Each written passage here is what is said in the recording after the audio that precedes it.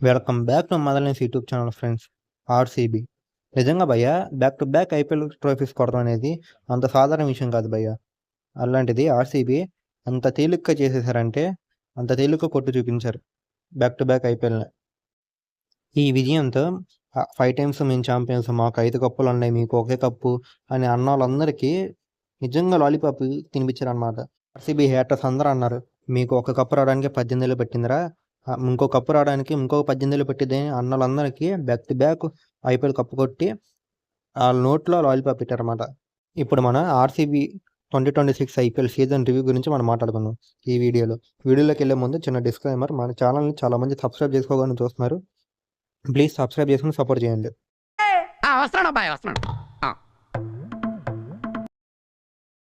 ఒకప్పుడు ఈసాల కప్ నమ్మదే అంటే అందరూ ఎగతాళిగా తీర్చుకునేవారు. కానీ ఇప్పుడు ఈసాల కూడా కప్ నమ్మదు అనేది ఒక స్లోగన్ లాగా మారిపోయింది. అసలు ఎలా ఏంటి అనేది మనం మాట్లాడుకుందాం. యాక్చువల్గా ఆర్సీబీ క్యాంపెయిన్ అనేది బాగానే స్టార్ట్ అయింది. ఫస్ట్ మ్యాచ్లో ఎస్ఆర్హెచ్ మీద బాగానే గెలిచి వాళ్ళ క్యాంపెయిన్ అనేది స్టార్ట్ చేశారు. ఫస్ట్ మనం క్రెడిట్స్ ఇవ్వాల్సింది రజత్ పటిదార్కి భయ్యా. ప్రెజెంట్ మ్యాచ్ల్లో కూడా కూల్గా క్యాప్టెన్సీ చేసి మ్యాచ్ని ఎలా గెలిపించాడంటే అసలు ఆర్సీబీకి దొరికిన ఒక డైమండ్ అని చెప్పొచ్చు రజత్ పటిదార్. నెంబర్ 1 వచ్చేప్పటికి టాప్ ఆర్డర్ పర్ఫార్మెన్స్. నిజంగా ఆర్సీబీ స్క్వాడ్లో ప్రతి బ్యాట్స్మెన్ పర్ఫార్మెన్స్ ఇచ్చాడు, ఒక్క ఫిల్ షాట్ తప్ప. విరాట్ కోహ్లీ ఈ ఇయర్లో 600+ రన్స్ స్కోర్ చేశాడు. దేవదర్ పడికల్ ఈ ఇయర్లో 400+ రన్స్ స్కోర్ చేశాడు విత్ గుడ్ స్ట్రైకర్తో. Number 2 strong middle order. ఇందులో ఫస్ట్ వచ్చేప్పటికి రజత్ పటిదార్ యాజ్ ఎ కెప్టెన్గా, యాజ్ ఎ బ్యాట్స్మెన్గా టీంకి ఎలాంటి చేయాలో అలాంటి చేసి పెట్టాడు. అండ్ టిమ్ డేవిడ్ గుర్తుందా, సిఎస్కే మ్యాచ్లో 27 బాల్స్లోనే 70 కొట్టేస్తాడు. మళ్ళీ ఇంకో ప్లేయర్ వచ్చేప్పటికి కృణాల్ పాండ్యా. అటు బౌలింగ్లోనూ ఇటు బ్యాటింగ్లోనూ ఆర్సీబీకి తను లేని లోటు కనపడకుండా చూసుకున్నాడు. ఇదే ఐపీఎల్లో కృణాల్ పాండ్యా 100 వికెట్లు కంప్లీట్ చేసుకున్నాడు.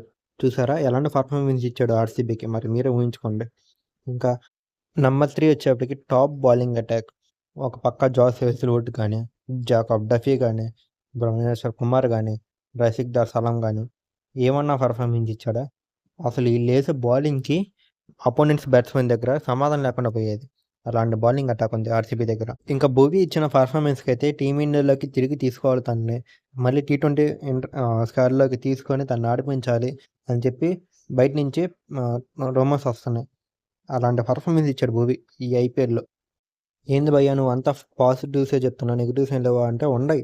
జితేష్ శర్మ అసలు ఈ సీజన్లో సరిగ్గా పర్ఫార్మెన్స్ ఇచ్చేయలేదు. లాస్ట్ ఇయర్ ఇచ్చినంత పర్ఫార్మెన్స్ ఈ సీజన్లో వేయలేదు. అన్ని సెకండ్ సిటీ స్కోర్సే. అండ్ మళ్ళీ రొమారో షెఫర్డ్ లాస్ట్ ఇయర్ ఇచ్చినంత పర్ఫార్మెన్స్ అసలు ఈ ఇయర్ అసలు తను పర్ఫార్మెన్స్ చేయలేదు.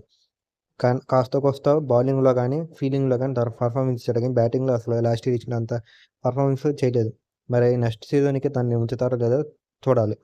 ఈ సీజన్ మొత్తంలో ఎక్కడ ఇంప్రెసివ్గా అనిపించిందంటే ఆర్సీబీ యాక్చువల్గా ఫిల్ షాట్ ఇంజ్యూరీ సరే, జాకబ్ బెత్తల్ తనకు బ్యాకప్ ప్లేయర్ అని చెప్పి తీసుకొచ్చారు. తను ఈ సీజన్లో సరిగ్గా పర్ఫార్మెన్స్ చేయలేదు.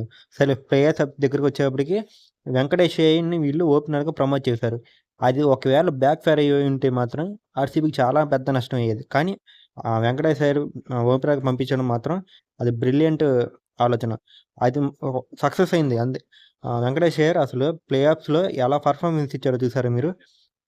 నిజంగా అది మాత్రం బ్రిలియంట్ మూవ్ అని చెప్పొచ్చు. సో ఇది భయ్యా ఆర్సీబీ యొక్క 2026 IPL season review. Hands off to RCB team management. సరైన టీం పిక్ చేశారు కాబట్టి వాళ్ళకి కావాల్సిన రిజల్ట్ వచ్చింది. సో ఇలాంటి ఐపీఎల్ కప్స్ ఎన్నో కొట్టాలని చెప్పి ఆర్సీబీ కోరుకుంటూ యాజ్ ఏ ఫ్యాన్గా hands off to Virat Kohli and RCB.